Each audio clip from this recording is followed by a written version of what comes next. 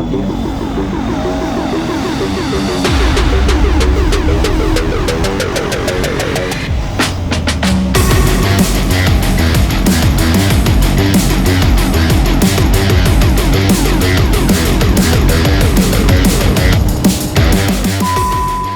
तो मेरे पास जो है बाइक देख रहा हूँ, ये है ड्यूक 250 जेन 3 लेटेस्ट वर्ज़न। और मगर ये वो वाली बाइक नहीं है जिसमें 20,000 का डिस्काउंट था। ये वो वाली है जो 2,85,000 की पड़ी है। तो वो वाली बाइक है। किस्मत ख़राब थी, अगर 1-2 महीने कुछ और लेट हो जाता तो 20,000 का डिस्काउंट मिल जाता। पर छोड़ो, अपने को क्या। अब जो ड्यूक आ रही है 20,000 डिस्काउंट के साथ आ रही है, जितने भी वेरिएंट्स से सारे ड्यूक सेगमेंट्स में। तो चलते हैं, आज बिना देरी करे हुए निकलते हैं। राधे राधे, जय श्री राम, भगवान का नाम लेते हुए हर हर महादेव। मिसिंग मार रही है, ऐसा क्यों?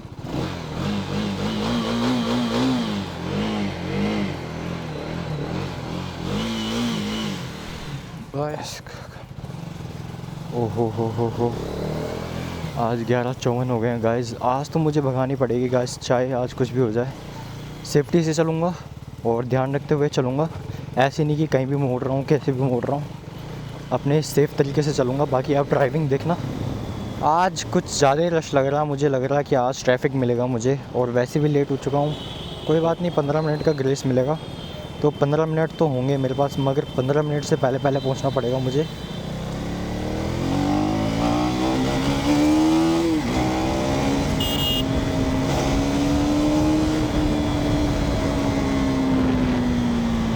अगर हाँ इस स्पीड से चला मैं, तेल तो फूकेगा मेरा।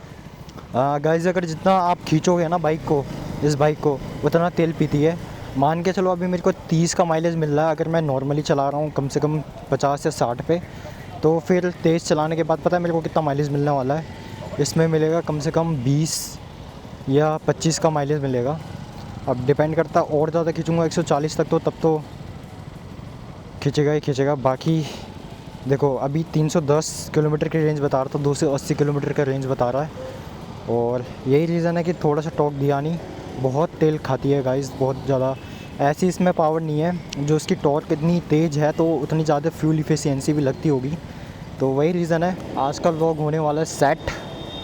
आप लोगों को मेरी वीडियोज़ अच्छी लगती होंगी तो प्लीज़ लाइक और शेयर कर दिया करो अपने दोस्तों को, और सब्सक्राइब भी कर देना अगर आप चैनल पे नए हो तो, क्योंकि आप लोगों की सपोर्ट की ज़रूरत है मुझे।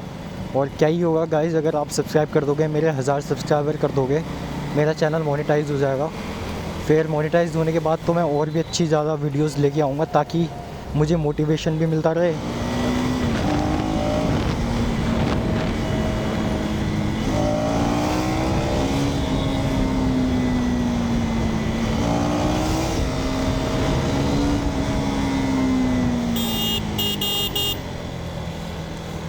तो गाइज़, मैं अपने मोटो व्लॉगिंग का सेटअप आप लोगों को जल्दी से दिखाने वाला हूँ, रिवील करने वाला हूँ कि मेरे पास क्या क्या सेटअप है, जिससे आप लोग भी अगर मोटो व्लॉगिंग करना चाह रहे हो तो आप अच्छे से सेटअप कर सको। अगर आप 10,000 का यूज़ करते हो, अपने मोबाइल वगैरह से यूज़ करते हो, तो आप व्लॉगिंग सेटअप कर सकते हो या नहीं। या फिर आप मेरी तरह है, अगर थोड़ा सा मतलब ऊपर जाते हो मीडियम लेवल पे, तो आप देख सकते हो मेरी वीडियोज़ की क्वालिटी कैसी आती होगी। मैं एक्चुअली 4K पे यूज़ नहीं करता, क्योंकि 4K चलाने के लिए गाइस लैपटॉप का भी 4K होना ज़रूरी है। आपका जो सॉफ्टवेयर है वो 4K तो झेल लेगा, जो प्रीमियर प्रो पे या फिर कट प्रो पे या फिर आप फिल्मोरा पे एडिट करते हो।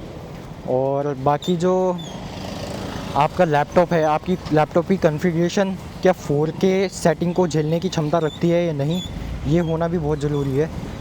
और इसीलिए मैं 4K पे ज़्यादा वो नहीं करता। हाँ, 4K तो मेरे झेल लेती है, मगर बहुत टाइम लगाती है गाइस, जिससे मेरा टाइम बहुत ज़्यादा कंज्यूम हो जाता है। इस रीज़न से मैं 4K पे शूट नहीं करता, क्योंकि 1080 पे भी मुझे इस कैमरा से काफ़ी अच्छी क्वालिटी मिल जाती है।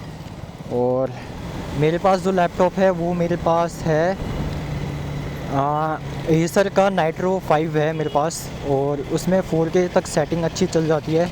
वो करीब कॉस्टिंग आती है उसकी 82,000 तक की।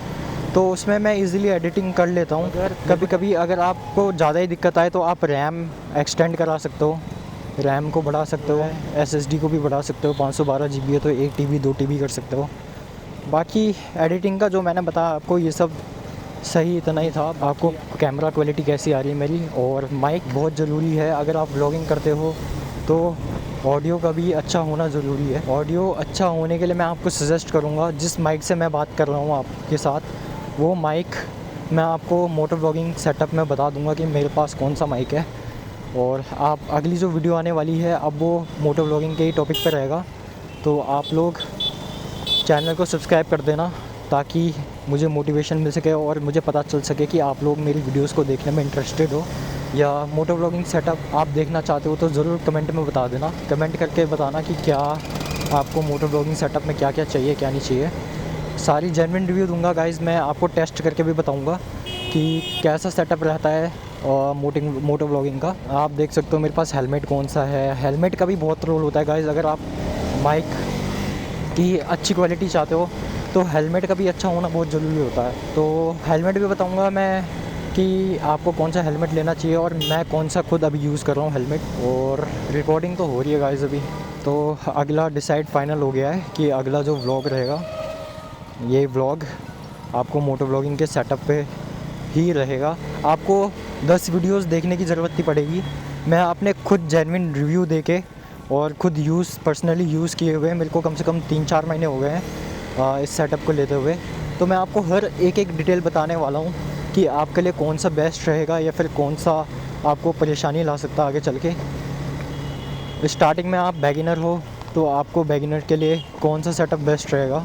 भले ही अभी मेरी पहचान उतनी हुई नहीं होगी यूट्यूब चैनल पे, धीरे धीरे जैसे ही होगी उसके बाद आप सब लोगों को भी पता चल जाएगा कि क्वालिटी और ऑडियो क्वालिटी कितनी डिपेंड करती है यूट्यूब व्लॉगिंग के लिए। और जो गाइज़ मैंने जो ये सेटअप लिया है ये खुद की इनकम से लिया है।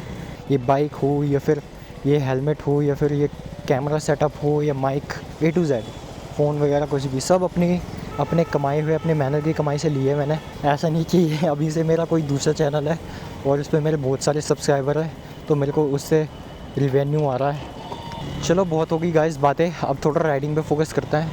मेरे को काफ़ी ज़्यादा लेट हो चुकी है, 12:05 यहीं पर ही हो चुके हैं और अब मैं भगाने वाला हूँ। और अभी देखना कि अभी 280 की रेंज बता रहा है इसमें, और सिर्फ मेरा अब रह गया होगा 15 किलोमीटर।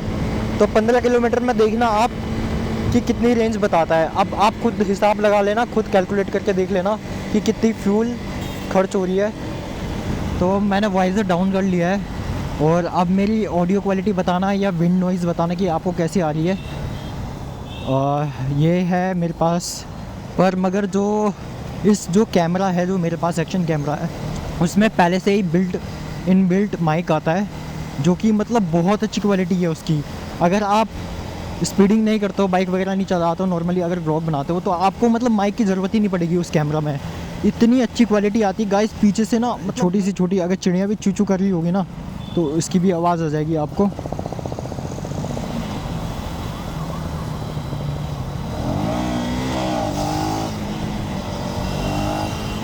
बुलेट वाला कभी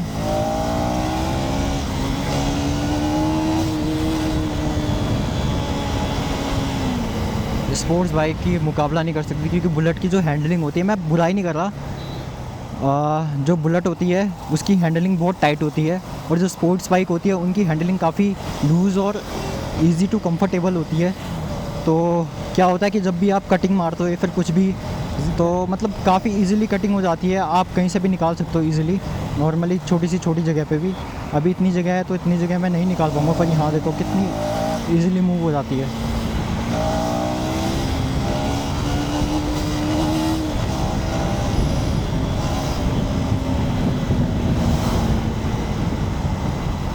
ब्रेकिंग पावर और सस्पेंशन वगैरह इतना बढ़िया है इस बाइक का कि मतलब काफ़ी कॉन्फिडेंस आता है आपको चलाने में कि हाँ भाई आप इजीली कंट्रोल कर सकते हो। ऐसा नहीं कि आपको दिक्कत होगी, बहुत टाइट हैंडलिंग है इसकी, या फिर सस्पेंशन इतने बेकार है इसके, या फिर ब्रेकिंग इतने अच्छे नहीं है, तो आपको ऐसी दिक्कत वाली बात आने वाली नहीं है इसमें। थोड़ा कंफर्ट, सेफ्टी, ये सब चीज़ें भी देखनी पड़ती है। मानता हूँ बाइक में उतनी ज़्यादा सेफ्टी नहीं होती है, पर मैं ये नहीं कह सकता 100% की कार में भी बहुत ज़्यादा सेफ्टी होती है। आप लोग कोई कोई लोग ऐसे होते हैं कि बाइक को बिल्कुल पसंद नहीं करते हैं, बोलते हैं कि यार कहीं से भी घुस जाते हैं। भाई अब कार वाले सारे जगह घेर लेंगे तो कहीं ना कहीं बाइक को तो निकलना पड़ेगा ना। बगैर अपने लेन देख के और सब गाड़ियों को देख देख के करा करो, पीछे 10 गाड़ियों को देखा करो, तब जाके कटिंग वटिंग कुछ भी मारा करो। मैं ये नहीं करता कि आप ये सब करा करो, ये सब आप ट्राई मत करना, क्योंकि मैं अपने एक्सपीरियंस के हिसाब से करता हूँ।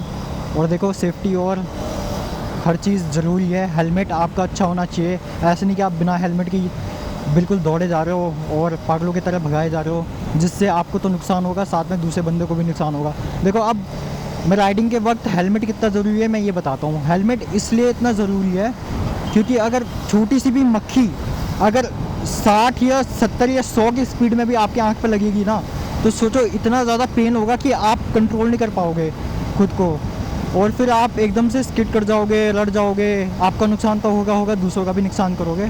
तो एक अच्छी सेफ्टी लेके रखो और हेलमेट भी अच्छा लो, और जिससे वाइजर क्लियर हो और आपका फेड ना पड़े आगे चल के। बाकी आप राइडिंग में फोकस करो गाइस, आपको राइडिंग अच्छी लगती होगी तो मेरी ज़रूर देखा करो। वैसे कोई इतनी बेकार बात भी नहीं है कि मैं इतनी बुरी राइडिंग करता हूँ, बस थोड़ा रिस्क ज़्यादा होता है, मगर मैं देख के चलता हूँ 10 गाड़ियों को।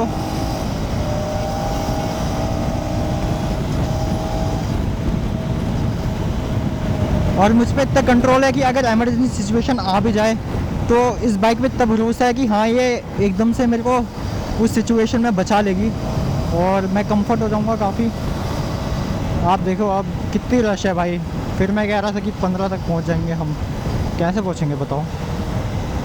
जब मैं तेज़ चलाता हूँ गाइस तो मेरी भी दिल की धड़कनें बढ़ जाती है, मुझे भी डर लगता है कहीं ना कहीं बट क्या करें, थोड़ा लेट हो गया है।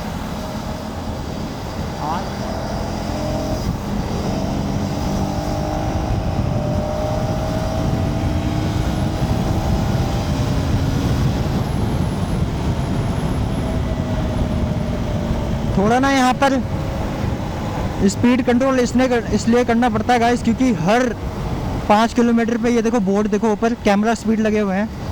अगर 75 से ऊपर चला देना भाई तुम्हारा चालान हो जाएगा सीधे, तो इसीलिए मैं थोड़ा कंट्रोल करके चलता हूँ, ना ही चालान हो, ना ही किसी का नुकसान हो, ना ही मुझे लेट हो। एक बैलेंस बना के चलना पड़ता है।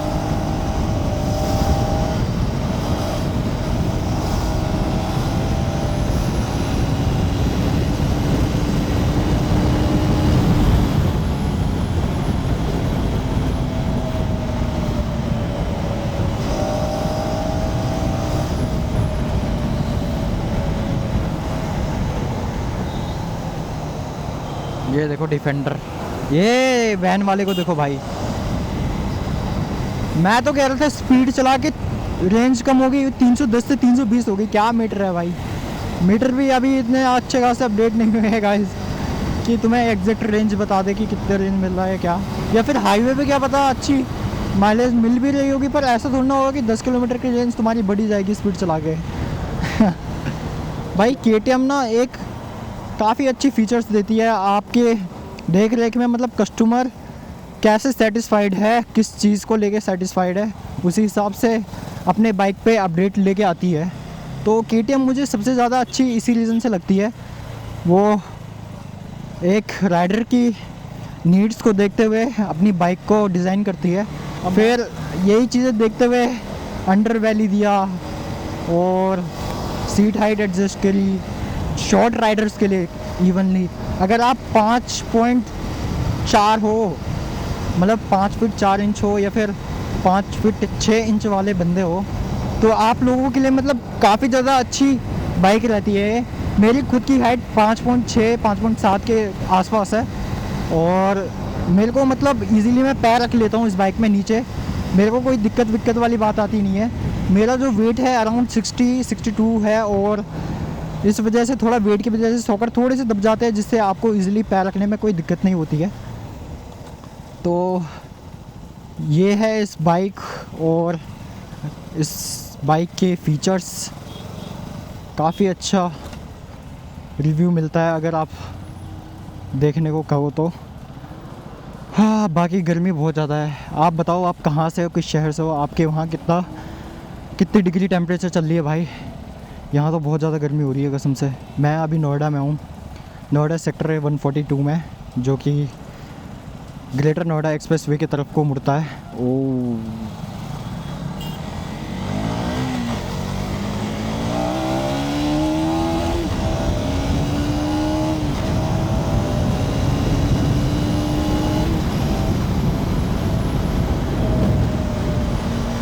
ये रहा गाइस अपना ऑफिस, इसी बिल्डिंग में अपना ऑफिस है। जय बजरंगबली, यहाँ पर हनुमान जी का मंदिर है।